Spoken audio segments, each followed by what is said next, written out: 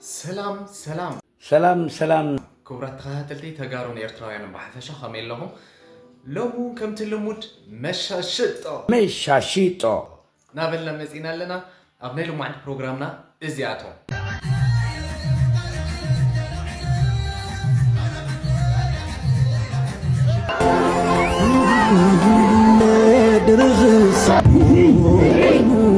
مس مجلس وين مس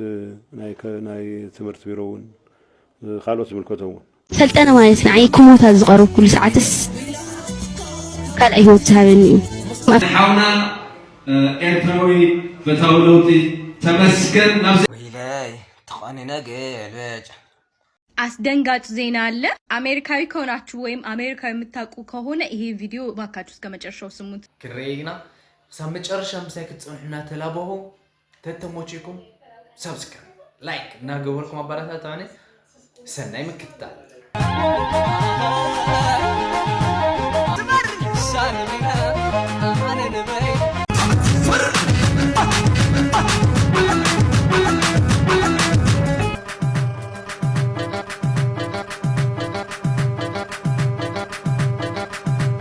حزينا ولا مجمرة مدلونا شتت كبلكم لا مجمرة مدلونا مسلم محبر السب كتما مقالة عبي سلام وصل في جيرو مالو نسكن رأيه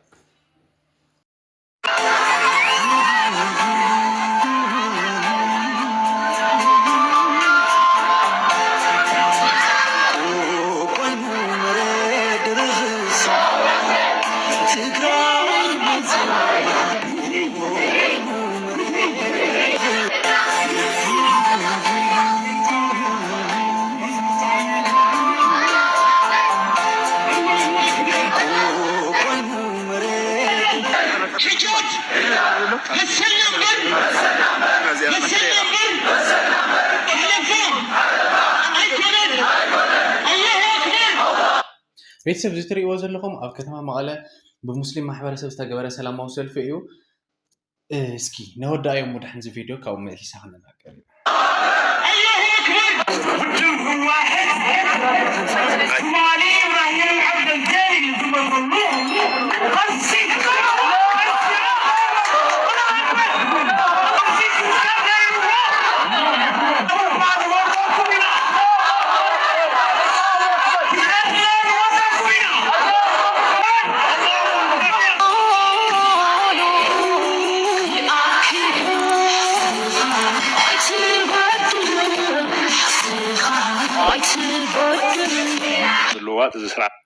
كروت ቤተሰብ ዝራኽሙ ኢና ሙስሊም ማሕበረሰብ ኣብ ከተማ መቐለ ዝገበርዎ ሰልፊ እዩ እዚ ክንሪኦ ፀንሕና ማለት እዩ ብምኽንያት ሕጃብ ዝተላዕለ እዩ ሕጃብ ካብ ማዕዝናው ምኽንያት ኮይኑ ኣብ ሰዓት እዚ ክንዲ ዝኣክል ሰላማዊ ሰልፊ ከውፅእ ዝኽእል ዝብል ናኩላትና ሕቶ እዩ ኣነ ብጣዕሚ ዝገርመኒ ዘሎ ሕጃብ ሲ ቅድሚ ሕዚ ኣይነበረ እንዲ ኮይኑ ወይ ከዓ ንምንታይ እዩ ሕዚ ኣጀንዳ ክኸውን ተገይሩ ክንዲ ዝኣክል ሲ ንምንታይ እዩ ኣጀንዳ ተገይሩ ክንዲ ሰላማዊ ሰልፊ ገለመለ ኣይኣኽለናን ቤተሰብ ንትግራዋይ ዝኻሊ ዓይነት ሽግሩ ኣይኣኽሎን ሕዚ እውን ኣብ ሰላማዊ ሰልፊ ኣብ ካሊ ዓይነት ቁርቁስ ይኩዕል ስርሑ ክሰርሕ ኣይኽእልን በይዛኹም ባ ካብዚ ብላዕሊ ሲ ክንደይ እዩ እንታይ እዩ ክብል ዝደሊ ሰብ ኣነ ኣይተረድአን በቃ ቤተሰብ ኩላትና ድምፂ ንኹን ሕዚ ጌታቸው ረዳ ብዛዕባ እዚ ነገር እዚ ዝሃቦ ንእሽተይ መግለፂ እኒኦ እስኪ ንሱ ንስማዕ ኢና ዘሎ መንገዲ ፍታሕ ንምግባር እናተሞከረ ፀንሒ ናብዚ ሕዝቢ በፅሑ ሎ ብርኪ ክበፅሕ ናይ ማንም ድሌት ኣይነበረን ብዝኾነ ሕዝቢ እንተኾነ ኣይረፈደን ኢና ዋላ ዘንጊዕና እንተኾነ ትርጉም ብዘለዎ መንገዲ ናይ ትግራይ ሓድነት ብዘረጋገፀ መንገዲ ልዕልሉ ግን ደቂ ኣንስትዮ ትግራይ ሰላም ይኮና ክስታን ትምህርት ቤት ተኸልኺለን ካብ ዝነበራሉ ግዜ ወፂና ዝሐሸ አንጻራዊ ሰላም ኣብ ዝረኸብናሉ ናብቲ ካብ ትምህርት ቤት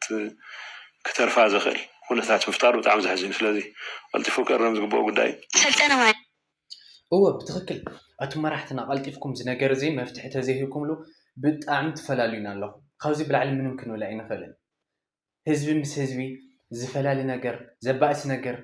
ኣይትፍጠሩልና ቤዛኻትኩም ነገር ዝቐልጢፍኩም ናብዚ ነገር እዚ ከይበፅሓ ቅድሚ ሰላማዊ ሰልፊ ክትፈትሕዎ ትኽእሉ ነይርኩም ኢኹም ኩሉ ዓቕሚ ኣለኩም ንምንታይ እዩ ናብዚ ክበፅሐሎ ግን ኣይተረድአን እና ኩላትና ኣብዚ ነገር እዚ ንረባረብ ቤተሰብ ብሰላማዊ መንገዲ ማለት እዩ ሕዚ ከዓ ካብዚ ሰላማዊ ሰልፊ ዝወፃኢ ማለት እዩ ሰልጠነ ሓውና ተመስግኖላ ናይ መንፈስ ጓሉ ማለት እዩ ንስክናብኡ ክሕልፈኩም سنعيكم تزقروا كل ساعة قال أيها السهلين ما في ساعة وسوسي كم حفتين لاد أميت سؤال الزرقاس مو سحسب كل جزء تاسموري كم قال سلطان في ساعة مشاهد بلنا كم تون قال أوتم حنت مع الحقيقة دفنا وحوار حق زكينا بخونا كمينا زندك أي بتسويعنا أبو زاد لنا ساعة أبوهينا أجد أنا نقدر كنا مخرجيرنا انتهينا يسلك أنا وعليتها خمي كم نقول شو فلت هو ناسلت أنا حونا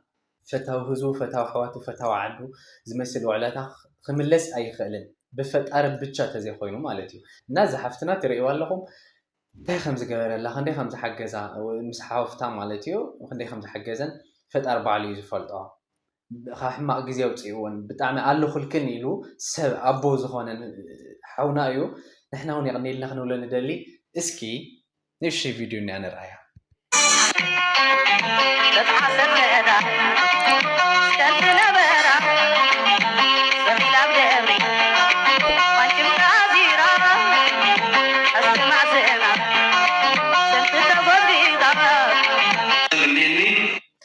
سلطان حونا يغني لنا خوزي بلعلونا حبيرنا نابزل على درجة خمنا بتصح بعلمولو تسفائنا نابزل على ناي فقري هواهو خم نقتل بعلمولا تسفائنا سلامنا يقتل حزون كافت نجر كافت زعبا كيوتاهو تمسجن حونا مدرخ مسي سنة زارو ونجر الله اسكنا وكهلفكم نحونا إنتروي فتاولوتي تمسكن نفسي حد زي حكوليكم أزمنا فتاوي تجارو زمنا تمسكن مسكين حد زي حكوليكم الرأي يغني لي نمر سعره كمين لهم عوان لو ما عند سعره نبز مدب زي نعدامو بتعمل دس لني تاي مخالط مدب أي فلوت كنيرة جن نحر مسرع خوص تاي نحس حوت علينا نزل سمع له تصويع خالنا كتبوا سنة كاس تصويع خالنا يس كتحب سنة الكات تصويع خالنا يزول له تمي حونا نفلت وينا تجارن إرتراينا فقرنا مجار فقرنا ممتع سلامنا مع سال زشرح حواتنا يوم كلاتهم زيهم كلاتنا نافت نسو نافتناتهم هواهو يقلق يحوسنا في طريق بالزدلي حزون بحورنا بسمرنا ناس سلام نقتل حزغان الشيسكي تزناقع له ويلاي تقاني ناقل باج ويلاي تقاني ناقل باج رحدك هاي اللي تقلي ترى تستقنن كيو بيسب قلبي جريخم لزسب تقاني ناقل لنا له هاي اني تقلو جو ها زي راهو دي هون اوكي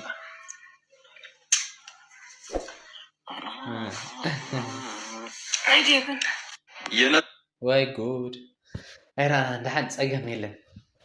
زرو ግን ትግልብጭካ ግን ክሳብ ሕዚ ተራእየና ነው ቤተሰብ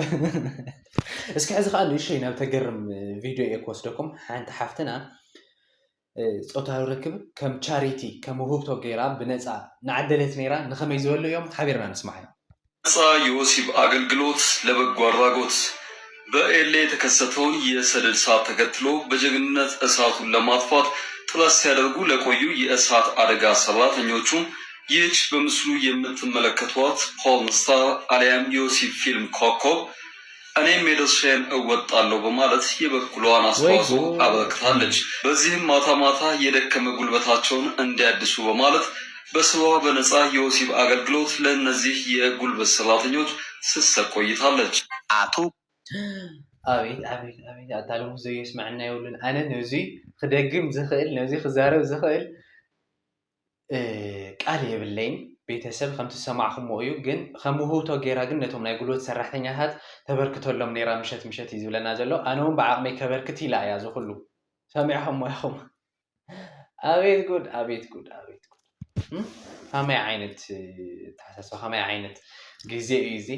ባዕልኹም መርምርዎ ቤተሰብ ሕዚ ኸ እስኪ ብፁዕና ማትያስ ኣቦና ናብ ዶክተር ደብረጽዮንን አቶ ጌታቸው ረዳን ደብዳቤ ሰዲዶም ኣለዉ እንታይ ከም ዝብል ንስማዕ። ጌታቸው ረዳና ደብረጽዮን ገብረ ሚካኤል የጋራ የተግሳጽ ደብዳቤ ደረሳቸው። ፓትርያርኩ ለአመራሮቹ በጻፉት ደብዳቤ ያን ሁሉ ልመናና ተማጽኖ ያለመስማታችሁ ምክንያት ምን ይሆን ሲሉ ጠይቀዋል። ቤተሰብ ሐቆም ብፁዕ ኣቦና ሁሉ ጊዜ ድምፅና ውፅዓት ድምፂ ህዝቦም ክኾኑ ከለዉ ንሪኦም ኢና። ሕዚ እውን ድምፆም ምዃኖም ቀፂሎም ለለዉ እዚ ህዝቢ ክልምነኩም ከሎ ኣፀበባ ኮይኑ ክልምነኩም ከሎ ዘይትሰምዑሉ ኩነታት እንታይ እዩ ተፈጢሩ ንምንታይ ኢኹም ዘይትሰምዑ እዮም ዝብልና ዘለዉ ብፁዕ ኣቦና ይቕኒኢልና። ሕዚ እውን ድምፆም ካብ ምስማዕ ኣይቆጠቡ ኢና ክንብል ንደሊ። ሕዚ ከዓ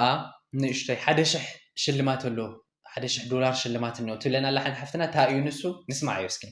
ነገ ማለትም ጃንዋሪ 21 ወረቀት የሌላቸውን ኢሚግራንቶች ከቺካጎ ሲቲ እንዲሁም ከተለያዩ ቦታዎች ከኒውዮርክ፣ ኤልኤ ስፔሲፊካሊ ሁሉም አልተገለጹ ሚዙሪ ዲፖርት ማድረግ እንደሚጀምር በዚህ ሳምንት ተገለጸ። ከነገ ጀምሮ 1 ሳምንት ሊቆይ ይችላል ብለዋል። ከዚህ በላይ ደግሞ በጣም አስደንጋጩ በሚዙሪ ሎ ሜከር ወረቀት የሌለውን ሰው ላስገባ ሰው $1,000 እንሰጣለን የሚል ቢል አስተላለፉ። ታይን ሰምዕ ለና ቤተሰብ አሜሪካውያን ሕዚ ከዓ ዝጠቆመና ሰብ $1,000 ክንህቦ ኢና ምባል ጀሚሮም ብጣዕሚ እዩ ከቢድ። ኣብኡ ዘለኹም ኣሕዋትና ቤተሰብና